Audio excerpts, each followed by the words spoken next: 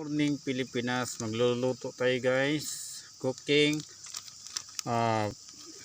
beef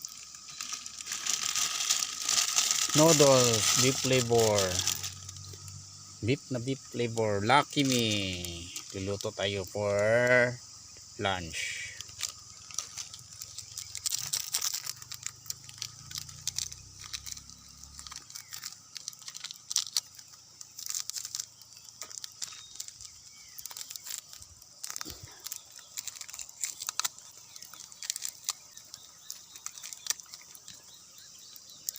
Lagyan ng flavor, Lucky Me flavor.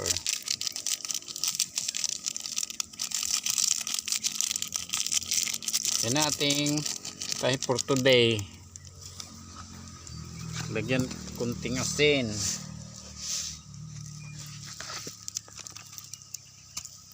Asin. Yan. Ang ulam ng mahirap. Kung bago lang kayo sa aking channel, please subscribe. Lolo Pasyo, spiritual healer.